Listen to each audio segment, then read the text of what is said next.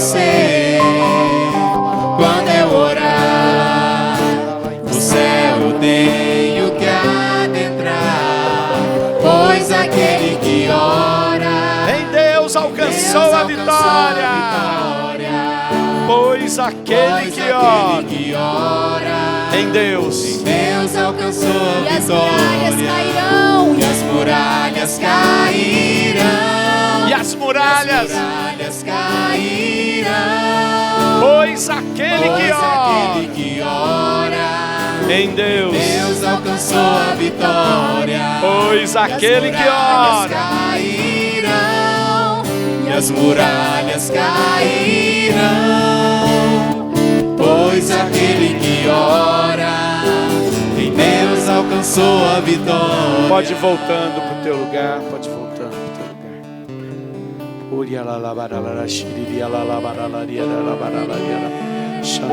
Concede, Senhor, o dom de compartilhar a criação contigo para aqueles que pediram essa graça, Senhor, de gerar vida, vida saudável e em abundância.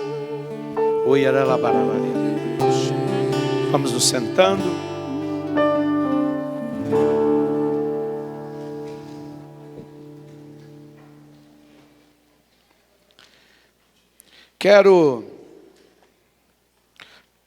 Nós estamos, várias pessoas, a gente tem alguns grupos de WhatsApp, temos 2 grupos que eu sempre posto oração, orando com o Sidney Teles. Temos um grupo orando de madrugada, que é para as pessoas dispostas a acordar de madrugada e rezar. Não é para pôr só a intenção para os outros acordar de madrugada, né? É para você acordar de madrugada e rezar. Temos um grupo vencendo as batalhas para as pessoas com depressão. É só entrar num dos outros grupos e mandar a mensagem pedindo que a gente inclui. Eu sempre coloco toda semana uma oração por isso. Mas no nosso grupo Orando de Madrugada, a gente vem discernindo que precisamos vigiar mais. Acordar de madrugada para rezar não é fácil. Eu, por exemplo, fico andando, porque se eu parar, nem que for de joelho, a minha oração termina, né? Eu acordo 2 horas depois, penso que rezei bastante, né? Mas na verdade foi só um empacotamento de sono. Então eu vou andando não tem jeito. Se precisar falar alto, vou lá para a sala que está todo mundo dormindo em casa para falar. E nós queremos fazer uma grande vigília. Vamos fazer. Estamos fazendo 40 dias, não é? Quando terminar, nós vamos fazer uma vigília. Vamos ver aqui se o padre vai nos conceder essa graça. Vamos passar a noite orando aqui na igreja, com quem quiser vir. Porque nós sentimos que precisamos vigiar. Porque o ladrão tem nos roubado. E o ladrão que tem nos roubado não são pessoas. Talvez, em alguns dos nossos casos, pessoas também. Mas principalmente, o salteador por natureza, o maligno, tem tentado roubar a nossa paz, roubar a nossa alegria, roubar nosso trabalho, roubar o nosso sucesso, roubar a nossa prosperidade, roubar a nossa saúde, às vezes roubar a nossa família. E a gente não pode ficar assistindo a tudo isso ou imaginando que é só uma crise dos tempos que estamos vivendo. É claro que há muitos e muitos e muitos anos o diabo vem trabalhando no mundo para destruir muita coisa. E não vai ser consertada só da noite para o dia, e nem só depende de você. Não depende só de você, não depende nem só da sua casa.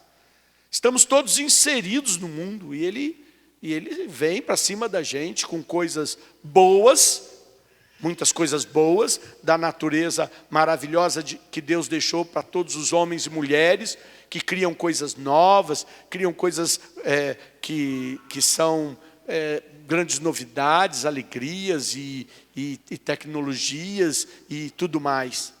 Mas ele também vem com muita coisa maligna para destruir. E cabe a gente fazer essa ação de vigilância. E é sobre isso que eu quero falar hoje. Vigiai. Vigiai. Estão me ouvindo? Fale para o seu irmão. Vigiar não é o mesmo que orar. As pessoas pensam que orar é o mesmo que vigiar. Não. É porque quando Jesus falou para os discípulos naquele dia no Getsemane, vigiai e orai, a gente imagina que uma coisa e outra está grudada. Mas não é bem assim. São ações diferentes. Diferentes. A gente vigia para saber o que orar. A gente vigia para enxergar qual é a oração, qual é a ação espiritual que nós devemos fazer a partir daquilo que nós vamos observando com a nossa vigilância. Para isso, eu escolhi alguns textos da Sagrada Escritura que eu queria compartilhar. Queria começar com um texto do Evangelho, Mateus, capítulo 24. 24. Versículo 38. Mateus 24, 38. Mateus está contando um discurso de Jesus sobre a vinda de Jesus no fim dos tempos. Sobre a vinda que vai acontecer um dia, quando Jesus voltar a esta terra para recolher, para ceifar com seus anjos e para recomeçar uma nova história. E diz assim o versículo 38. Nos dias que precederam o dilúvio, comiam, bebiam, casavam-se e davam-se em casamento, até o dia em que Noé entrou na arca, e os homens de nada sabiam, até o momento em que veio o dilúvio e os levou a todos. Assim será também na volta do Filho do Homem. 2 homens estarão no campo, um será tomado, o outro deixado. 2 mulheres estarão moendo no mesmo moinho, uma será tomada e a outra deixada. Vigiai, pois, porque não sabeis a hora em que virá o Senhor.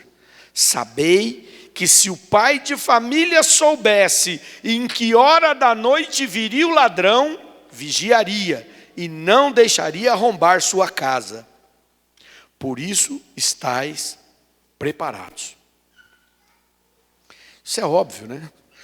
Se você soubesse que hora que ia vir a cilada, você não estava preparado para ela? Se você soubesse quem é que ia te enganar, você não ia ficar atento para não sair enganado? Se você soubesse quem é que não ia te pagar a dívida e ia te deixar naquela condição? Se você soubesse quem é que ia te abandonar? Se você soubesse muita coisa, você se prepararia? Certamente. Se você soubesse que um determinado lugar ia ser muito arriscado estar nele, você desviaria o caminho, andaria mais devagar, não é mesmo? A palavra é muito clara. Não sabemos que hora vai vir uma provação. Não sabemos que hora vai vir um desafio. Não sabemos que hora nós vamos ter que enfrentar uma nova situação de dificuldade. Não sabemos que hora nós vamos precisar de uma força a mais. Portanto, vigiai, observai. E olha que Jesus diz: olhai as folhas da figueira. Quando elas estão tenras, já sabes que está chegando a época da florada. Quer dizer, se você não aprende a observar, você está sempre sendo surpreendida. Está sempre sendo surpreendido. Porque não presta atenção. Não presta atenção. Eu costumo lembrar, meu avô foi um homem que tinha uma empresa muito próspera de transporte, que transportava insumos de Marília para São Paulo e de São Paulo para Marília. Uma empresa próspera. Os grandes fazendeiros pagavam muito para ele fazer o transporte e para ensinar também seus filhos a conduzir os caminhões de boi. Para que servem os caminhões de boi hoje? E rapidamente a profissão dele, extraordinária, que lhe dava grande resultado, não valia nada. Porque surgiram outras formas de transporte mais eficazes, e quem não soube mudar daquilo que fazia, perdeu tudo. Não posso nem dizer que foi isso que aconteceu com meu avô, porque ele mudou de ramo e foi ter jardineiras de transporte.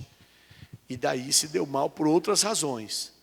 Mas, se você não vigia, você cai nas ciladas. Mas eu não estou falando dos negócios. Eu não estou falando para você vigiar, para você não errar no teu trabalho, no teu emprego. Eu estou falando para você vigiar, para você ver o que é que está acontecendo também no mundo espiritual e no teu mundo particular, para saber como é que você deve orar, senão você não reza certo. Às vezes você está cercado de pessoas que gostam de falar o que você gosta de ouvir. Uma vez, eu tinha um funcionário muito competente, um engenheiro, que era um trabalhador excelente. E ele era uma pessoa muito comprometida com a ética, muito honrado, muito honesto, muito direito, não era católico, mas ele era um cristão comprometido com a igreja dele. E as pessoas estavam falando mal dele, dizendo que ele era culpado das coisas não andarem, porque como ele fazia tudo muito certinho, ele cuidava para as coisas saírem bem feitas, e quem gosta das coisas muito bem feitas, às vezes acaba fazendo mais devagar, não é mesmo? Mas no que ele fazia, era mais importante que ele conseguisse fazer. E as pessoas que estavam no lugar onde eu estava antes, que comandava ele, diziam para mim: você pode trocar todo mundo, eu só não troco o fulano, porque se ele sair, ele é o único que sabe disso, daquilo outro. Veio outra pessoa que também esteve no meu lugar e disse a mesma coisa. Um dia, de tanto falarem mal, na época, há vários anos atrás, o prefeito me chamou lá, eu trabalhava na prefeitura, era chefe, era secretário. E falou para mim: olha, o que você acha do fulano? Pois todos nós na sala. E eu disse: eu acho fulano um cara muito correto, muito certo, muito trabalhador, muito ético, gosto dele, e ele para mim é muito importante, que eu preciso ter alguém de confiança. E aí ele perguntou para o outro, que havia me dado o conselho de que eu poderia trocar todo mundo, menos aquele profissional. E o cara disse: bom, prefeito, todas as pessoas podem ser substituídas. Eu acho que ele não é importante. E eu fiquei olhando. A pessoa tinha acabado de me dizer o contrário. E aí perguntou para o outro: e você? Ele disse: eu acho que a gente acha pessoas mais rápidas que ele, que faz melhor. Eu acho que tinha que ser tirado.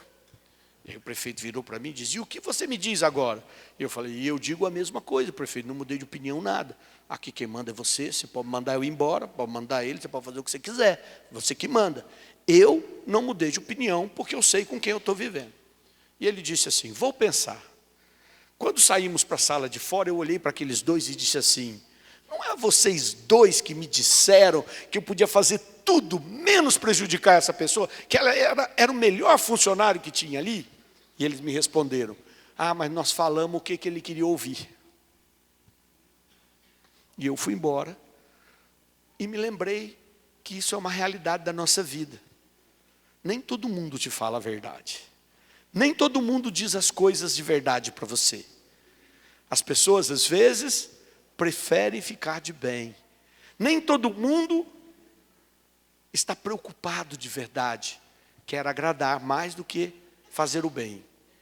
Se você não vigia, você não percebe. Você não sabe quem é verdadeiro, quem não é. Você não sabe quem te critica porque é sempre do contra, ou se a pessoa te critica porque você pode melhorar. Você não sabe se quem te apoia ou é só puxa-saco.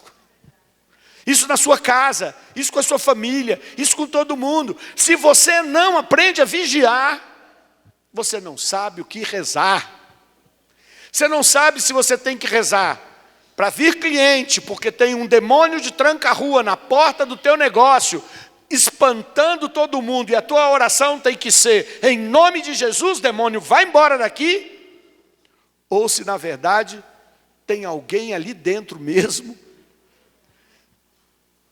manipulando o teu serviço e você não percebe. A Bíblia tem uma história fantástica. Um dos filhos de Davi era um filho terrível, terrível. Matou o irmão, matou todos os parentes do outro irmão, porque era filho de várias mães, e fugiu porque o pai queria pegá-lo. Ficou anos longe. Um dia ele voltou e pediu para o pai: pai, deixa eu voltar, eu errei, deixa eu estar aqui do teu lado, porque não sei o quê. Pai é pai, pegou o filho, vem aqui do meu lado, Absalão, pode ficar comigo, tarará. E Absalão ficou lá, do lado do templo. Todo mundo conheceu: ó, está aqui meu filho, o primogênito, tal, porque o outro primogênito ele tinha matado. Está aqui, e o povo foi conhecendo, foi conhecendo. E o pai tinha que, era o rei Davi, tinha que ir para as cidades que ele governava. E aí Absalão chamava as pessoas e fala: você está vendo? Meu pai não atende vocês direito. Se fosse eu já tinha resolvido o teu problema. Ah, você está vendo aquele negócio lá que você veio aqui para resolver? Resolveu? Não resolveu. Mas se fosse eu que estivesse aqui, eu estava resolvido isso. E assim ele pegou, diz a palavra de Deus, que ele botou um posto de atendimento do lado de fora para poder atender as pessoas e difamar o seu pai. Até que chegou um dia que um profeta disse para Davi: Davi, teu filho ganhou a confiança do povo e fez-te odiado pelo povo. Ele está montando um exército e vai te derrubar. Davi pegou a turma na madrugada e fugiu, porque o filho dele estava mais forte que ele e ia matá-lo. Davi teve que fugir durante muito tempo, e é lógico que quem arma as coisas se destrói. O filho de Davi se perdeu e acabou Davi voltando e se tornando de novo rei. Mas ele não havia percebido que o seu filho não tinha voltado por arrependimento, mas porque queria dar-lhe o tombo. Quem não vigia não vê nada. Quem não vigia não sabe onde está o inimigo. Quem não vigia não sabe se o inimigo é espiritual, se o inimigo espiritual está usando uma pessoa, se ele está usando uma situação, se está te enviando. Quem não vigia, reza errado. Fala para a pessoa: quem não vigia, reza errado.